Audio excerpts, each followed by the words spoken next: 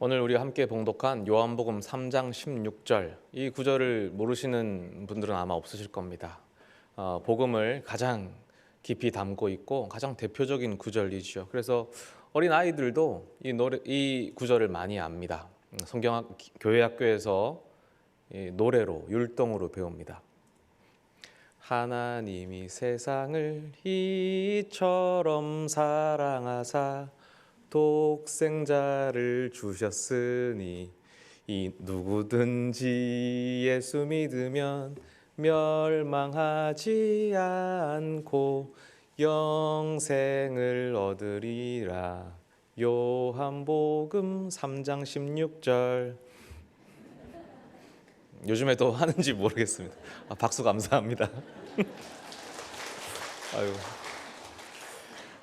이 구절에서 주목해서 보고 싶은 단어가 있는데 바로 이처럼입니다. 하나님이 세상을 이처럼 사랑하사라고 하는데 도대체 이처럼이 뭘까? 이처럼 그래서 아주 많이 사랑하는 걸까? 사실 그냥 지나치기 쉬운 단어인데 이 단어는 헬라어로 후토스라고 해서 이런 방식으로라는 뜻입니다.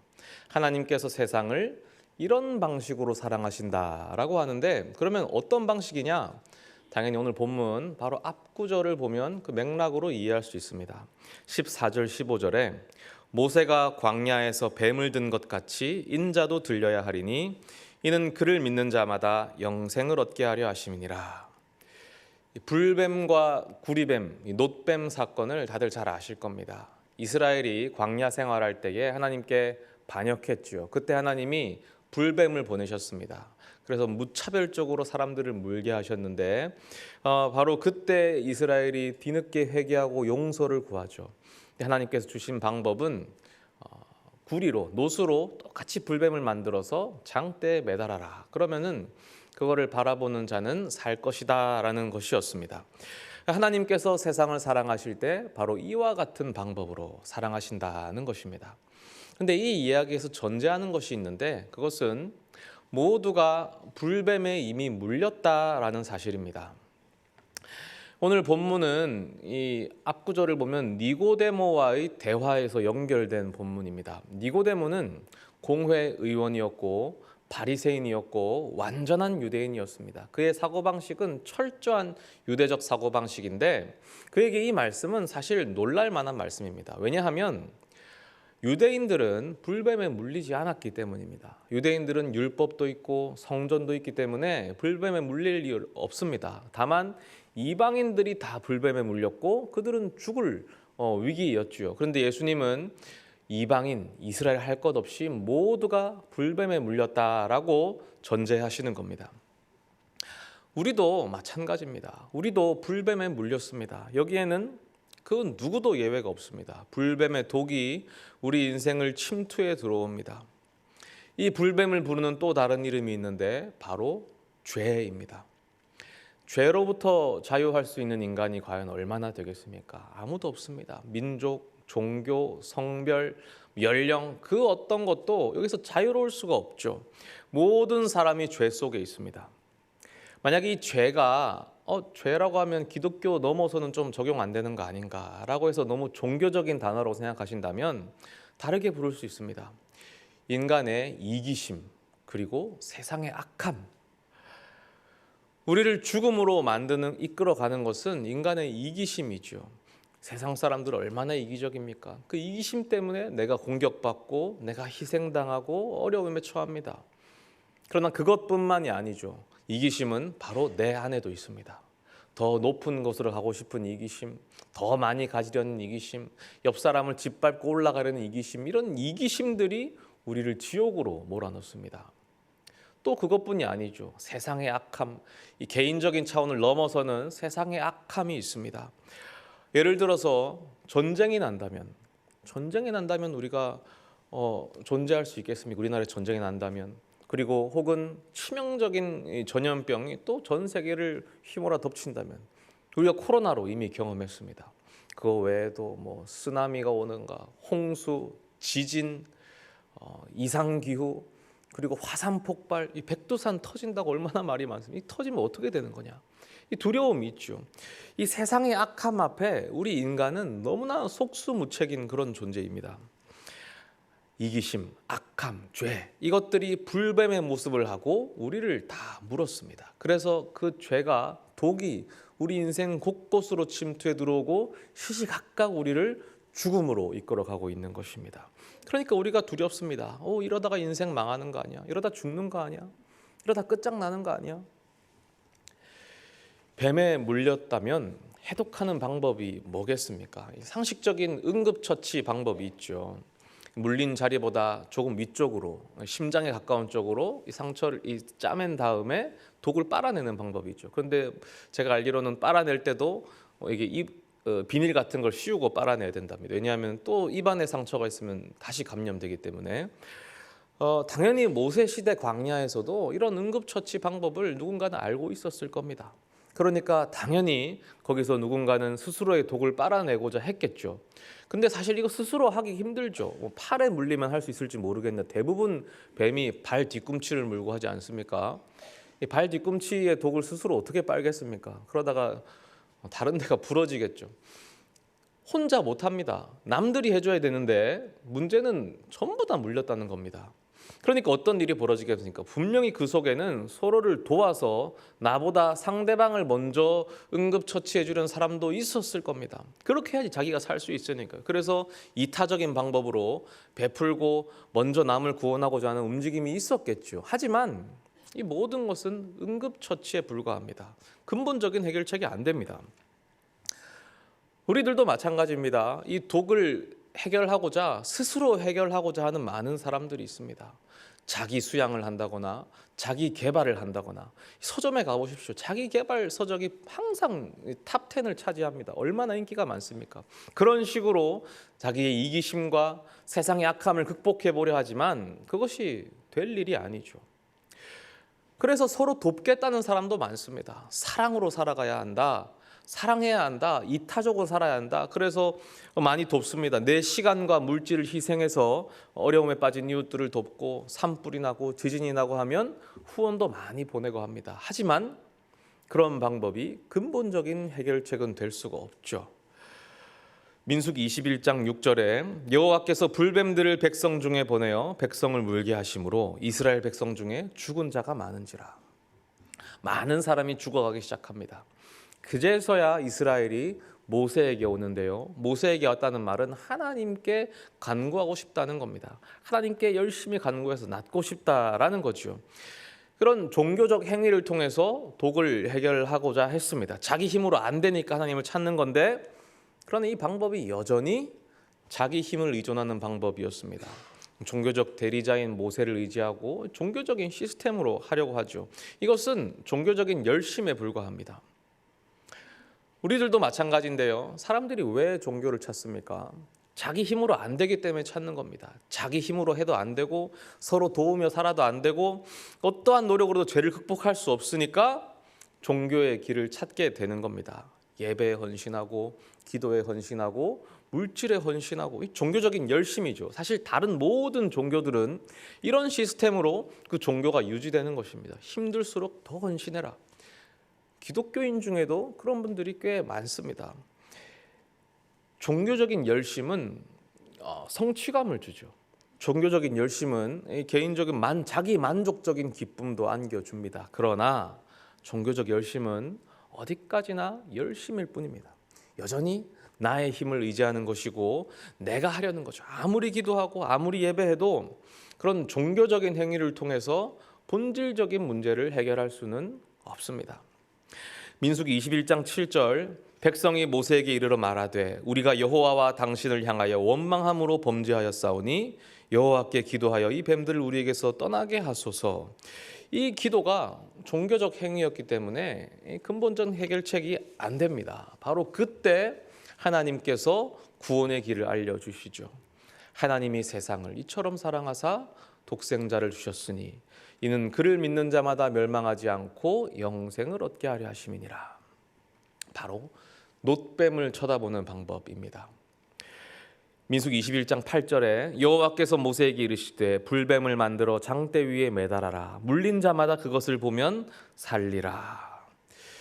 뱀의 형태를 노수로 만들어서 장대 위에 달면 그것을 보면 낫겠다고 하는데 사실 이게 말이 안 되죠.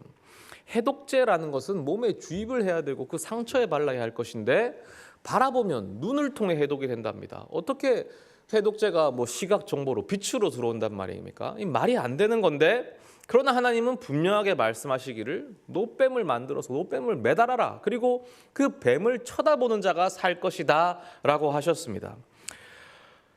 뱀의 독을 해결하는 것은 그러니까 자신의 어떤 노력, 내 자신의 성찰, 개인적 발전 이걸로도 안 됩니다. 이타적 행위, 사랑의 행위 이걸로도 절대 해결할 수 없습니다. 심지어 하나님을 향한 나의 간절함, 하나님을 향한 나의 헌신으로도 해결되지 않는 것이 이 독의 문제입니다. 오직 한 가지죠. 하나님께서 제시하는 그 방법에 순종하는 것입니다. 하나님이 주신 길을 따라 믿고 가는 것입니다. 그 길은 장대에 달린 노뱀을 바라보기였습니다. 민수기 21장 9절, 모세가 놋뱀을 만들어 장대 위에 다니 뱀에게 물린 자가 놋뱀을 쳐다본즉 모두 살더라. 이스라엘 백성이 하나님의 이 제시하신 방법에 순종했을 때 살기 시작했습니다. 그러나 분명 그 속에는 끝까지 말씀을 안 들은 자들이 있었을 것입니다. 죽어가는 순간까지도, 왜냐하면 말이 안 되니까요. 죽어가는 순간까지도 자기의 독을 빨아내고자 애쓴 사람이 있었을 것이고, 혹은 죽어가기 직전까지 서로 도우면서 그렇게 죽어가는 사람도 있었을 것입니다. 심지어 누군가는 아마 하나님께 기도했을 수도 있습니다. 하나님, 말이 되는 방법을 알려주십시오. 이걸로는 안 됩니다 라고 기도하다가 죽어간 사람도 분명히 있었을 겁니다. 하지만 그럼 모든 것은 소용이 없고 오직 한 가지 놋뱀을 바라보는 것으로만 구원받을 수 있었습니다. 우리들도 마찬가지죠. 우리들도 하나님께서 이처럼 사랑하사 이런 방식으로 우리를 구원하신다. 그러니까 놋뱀이신 독생자 예수 그리스도를 바라보는 방법으로만 구원받을 수 있습니다. 이 독생자라는 말은 우리가 그냥 외아들, 독자라고 생각하지만 사실은 그것보다 더 큰 의미입니다. 이 헬라어를 직역하면 독특하게 낳은 아들, 뭐 이런 느낌이 됩니다. 왜 그러냐면 하나님께서 예수님을 어떤 잉태해서 낳았다거나 출산했다거나 이런 개념이 아니죠. 태초에 하나님이 계셨고 말씀이 계셨는데 이 둘이 동시에 계셨지만 하나였죠. 요한복음 1장 1절에 태초에 말씀이 계시니라. 이 말씀이 하나님과 함께 계셨으니 이 말씀은 곧 하나님이시니라. 그리고 그 말씀이 육신이 되어 이 땅에 거하신 것입니다. 그리고 그 말씀이 하나님의 아들이 되셨습니다. 그래서 예수 그리스도는 독특하게 낳은 하나님의 아들이십니다. 동시에 완전한 한 분이시기 때문에 예수님은 하나님의 뜻을 온전히 행하셨습니다. 그래서 독생자는 단순히 외아들이 아니라 그 이상으로 하나님 그 자신인 것입니다. 독생자를 주셨다는 것은 하나님이 전부를 주셨다는 말씀입니다. 온 우주를 창조하신 하나님이 십자가에다가 전부를 걸어 넣으신 것입니다. 그래서 그것을 바라보면 죄가 해결됩니다. 십자가에서 독생자 예수 그리스도가 어떻게 달리셨습니까? 처절하게 달리셨죠. 아주 고통스럽게 달렸습니다. 이 방법은 우리가 무엇을 상상하든 그 이상으로 고통스러운 방법이었습니다. 첫째로 육체적으로 고통스럽죠. 모세에 매달리는데 이 사실 손에 달리지 않습니다. 역사적 고증을 해봤더니 손에 박는 게 아니라 여기 뼈 사이, 두 개의 큰 뼈 사이에다 못을 집어넣습니다. 왜냐하면 손이 찢어지기 때문에요. 그렇게 달리면은 매달려 있을 때 받침이 없죠. 발받침이. 그래서 이렇게 쭉 처집니다. 그럼 여기서 숨을 쉴 수가 없답니다. 숨을 쉴 수가 없기 때문에 어떻게든 몸을 올려서 올라가야 되는데 그럼 또 이 살이 찢어지는 고통이 되죠. 그것을 계속 반복하는 겁니다. 바로 죽지도 않습니다. 계속 반복하다가 피가 흘려서 말라 죽을 때까지 거기에 매달려 있습니다. 그러면 아직 죽지도 않았는데 새들이 와서 벌써부터 쪼아먹죠. 그런 고통입니다. 정신적으로도 고통스럽습니다. 우리가 영화에서 예수님 보면 옷을 벗기고도 속옷이 있잖아요. 속옷 없습니다. 완전히 발가벗긴 상태. 그렇게 수치스러운 상태로 모든 사람들 앞에 못 박히는 겁니다. 그리고 말라 죽을 때까지 매달려 있습니다. 십자가 처형이 얼마나 불명예스러운 처형이었는지 당시에 십자가라는 말은 그냥 일상 대화에서 꺼내서도 안 되는 단어입니다. 꺼내면 너무나 불쾌한 단어고 예의가 없는 단어. 그게 십자가였습니다. 왜 이 방법을 선택하셨습니까? 우리의 죄가 그만큼 크기 때문입니다. 이렇게 죽으시지 않으면 그 죄가 해결되지 않기 때문입니다. 우리의 죄를 모두 그 몸에 짊어지시고 처벌받으신 것이죠. 그리고 새롭게 된 우리에게는 하나님의 선함과 하나님의 영생을 불어넣으시는 것입니다. 다른 방법으로는 되지 않습니다. 오직 이 방법, 십자가를 바라보는 방법으로만 구원받을 수 있습니다. 우리는 다 십자가를 바라보는 사람들입니다. 이 진리를 믿으십니까? 우리의 독이 이미 회복되었다는 것을 믿으십니까? 과연 그 독이 그런데 회복되었다는 것, 독이 중화되었다는 것, 해독되었다는 것이 어떤 뜻일까요? 우리는 또 요한복음 3장 16절을 예수 믿으면 죽어서 천국 간다, 이런 이 말씀 구절로 이용하는데 그 말도 맞죠. 그러나 조금 생각해보면 이상합니다. 하나님이 세상을 이처럼 사랑하사 이런 방식으로 사랑하셨는데, 이런 방식이라는 것이 광야에서 불뱀에 물렸는데 놋뱀을 바라보면 지금 그 순간은 죽겠지만 그래도 죽고 나면 천국이 있다, 이거였겠습니까? 그렇지 않죠. 놋뱀을 바라보면 그 순간 너무나 신기하게 그 독이 다 해독되고 회복되는 것이 구원이었습니다. 하나님이 이런 방식으로 우리를 사랑하셨는데, 세상을 구원하셨는데, 그럼 우리가 십자가를 바라보면 이 세상에서는 그냥 죽겠지만 죽고 나면 천국에 간다, 이것이겠습니까? 그렇지 않죠. 십자가를 바라볼 때에 그 구원은 이 세상에서부터 시작되는 것입니다. 왜냐하면 하나님이 이 세상을 사랑하셨기 때문입니다. 이것은 너무나 당연한 이야기입니다.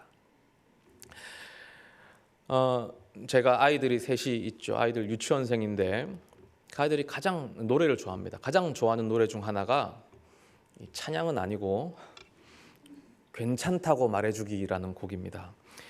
초등학생 대상인 유튜버가 있더라고요. 슈퍼맨이라는 유튜버가 있는데 그 노래가 그렇게 쉴 새 없이 부르고 달달 외웁니다. 가사가 이렇습니다. 또 틀렸어. 오늘도 망했어. 잘하는 게 없어. 난 왜 이럴까? 시험은 망쳤고 친구랑 싸웠고 되는 일이 없는지 참 마음이 답답해. 잘해보려 했고 잘해내고 싶었어. 또 틀릴까 봐 두려워. 서툴기만 하는 내 자신이 한심하기만 할 뿐이야. 괜찮아. 실수해도 돼. 어릴 땐 누구나 그렇게 틀리면서 배우는 거야. 좋아. 어깨 펴고 고개 들고 크게 한번 웃고서 다시 한번 해보는 거야. 유치원 다니면서 뭐가 그렇게 힘들까 싶은데 그래도 그들 인생에 다 이런 게 있나 보요. 음악을 한번 들어보겠습니다. 이 노래가 어떤 노래인지 음악 한번 틀어주시겠습니까? 또 틀렸어. 오늘도 망했어. 잘하는 게 없어. 난 왜 이럴까? 시험은 망쳤고 친구랑 싸웠고 되는 일이 없는지 참 마음이 답답해. 잘해보려 했고 잘해내고 싶었어. 또 틀릴까봐 두려워. 서툴기만 하는 내 자신이 한심하기만 할 뿐이야. 괜찮아. 실수해도 돼. 어릴 땐 누구나 그렇게 틀리면서 배우는 거야. 좋아. 어깨 펴고 고개 들고 크게 한번 웃고서 다시 한번 해보는 거야. 괜찮아. 네. 근데 이 노래를 항상 하는데 끝까지 안 처음만 하니까 항상 입에 또 틀렸어. 오늘도 망했어. 그것만 계속합니다.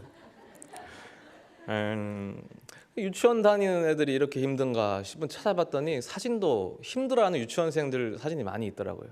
좀 보여주시겠습니까? 네, 다음이요. 그 다음이요. 네, 이거는 잠이 덜 깼는데 유치원에 출근해야 되는 이 서러움, 양말이 뭔지도 모르고 이렇게 신고 있답니다.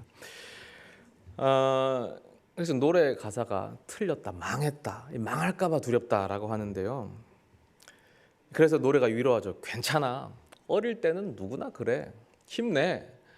근데 사실 이 노래가 알려주지 않는 진실이 있죠. 커서도 똑같이 힘듭니다. 어릴 때만 두렵겠습니까? 커서도 두렵죠. 망할까 봐 두렵습니다. 어른이 돼서도 똑같이 실수하고 똑같이 틀리고 똑같이 망할까 봐 겁내하는 게 우리입니다. 오늘 본문에서 이는 그를 믿는 자는 멸망하지 않고 해서 멸망이란 단어는 그 뜻이 망하다, 실패하다, 파괴되다, 죽다 이런 뜻입니다. 우리는 다 인생이 망할까 봐 두렵습니다.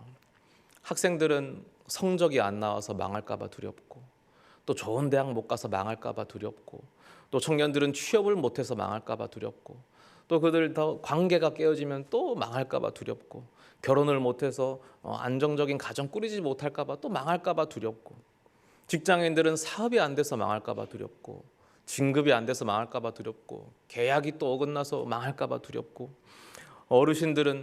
연세 드신 어르신은 노후가 평온하지 못할까 봐, 그래서 망할까 봐 두렵고, 또 인생의 마지막이 초라해서 망할까 봐, 몸이 아프면 아픈 대로, 또 마음이 아프면 아픈 대로 다 망할까 봐 두렵습니다. 그리고 죽음 이후의 세상조차도 두려움의 대상이죠. 우리가 어째서 이렇게 두려워하겠습니까? 불뱀에 물렸기 때문입니다. 그 누구도 예외가 없이 다 불뱀에 물렸습니다. 불뱀의 독이 우리 인생 곳곳에 침투해 들어옵니다. 시시각각 우리를 죽음으로 이끌어갑니다. 숨을 헐떡이죠. 그래서 걱정하는 겁니다. 이러다가 망하는 거 아니야? 그러나 요한복음 3장 16절은 분명히 말합니다. 하나님이 세상을 이처럼 사랑하사 독생자를 주셨으니 이는 그를 믿는 자마다 망하지 않고 영생을 얻게 하려 하심이니라. 우리는 돈이 많고 성공해야 인생이 망하지 않는다고 생각합니다. 아니요. 예수님을 믿어야 망하지 않습니다. 우리는 인간관계가 탄탄하고 좋은 사람들이 있어야 망하지 않는다고 생각합니다. 그렇지 않습니다. 예수님을 믿어야 망하지 않습니다. 우리는 직장이 반듯하고 연봉이 높고 안정된 생활을 해야지 망하지 않는다고 생각하죠. 아니요. 예수님을 믿어야 망하지 않습니다. 우리는 안정된 노후가 보장되고 평안한 가정이 있어야 망하지 않는다고 생각하죠. 그렇지 않습니다. 예수님을 믿어야 망하지 않습니다. 몸이 아프건 병이 있건 마음이 아프건 정신이 아프건 뭐건 그걸로 우리 인생이 망하지 않습니다. 지금 하고 있는 일에 설령 실패하고 넘어질지라도 그것이 우리 인생을 망하게 하지 않습니다. 왜냐하면 우리는 예수님을 믿기 때문입니다. 만약 신앙생활을 열심히 하고 있는데도 두려운 마음이 드실 수 있습니다. 교회 생활을 열심히 하는데도 방황할 수 있죠. 그렇다면 그 이유는 하나입니다. 예수님을 바라보지 않고 있는 것입니다. 십자가에 달리신 하나님의 독생자 예수 그리스도를 바라보는 자는 결코 망하지 않습니다. 사단은 자꾸 우리의 두려움을 잡고 늘어집니다. 너 그러다가 망한다. 너 그러다 인생 망한다. 그게 안 되면 자식들 문제까지도 자꾸 겁을 줍니다. 너네 자식 그러다 망할지도 몰라. 너 자식 그러다 큰일 나. 아니요. 망하지 않습니다. 예수를 믿는 자는 결코 망하지 않습니다. 이미 모든 독이 다 사라졌고 우리는 고침받았고 멸망의 길을 떠났습니다. 영생이 약속되었죠. 죽음조차 이기신 예수님께서 우리에게 영원한 생명과 영원한 승리를 약속하신 겁니다. 하나님이 세상을 이처럼 사랑하사 독생자를 주셨으니 이는 그를 믿는 자마다 멸망치 않게 하려 하심이라. 우리가 걷는 이 인생길은 광야길입니다. 그래서 인생 곳곳에서 어려움이 닥치고 두려움과 이런 장애물들이 우리를 기다리고 있습니다. 그러나 그럴 때마다 기억합시다. 광야일지라도 고개를 들면 예수님이 계십니다. 십자가에 달리신 하나님의 독생자 예수 그리스도가 거기 계십니다. 우리는 그 십자가를 바라보는 자들이죠. 그래서 우리는 결코 망하지 않습니다. 우리의 독은, 죄의 문제는 다 해결되었습니다. 우리는 약속의 말씀대로 영생을 얻은 자들입니다. 기도하겠습니다.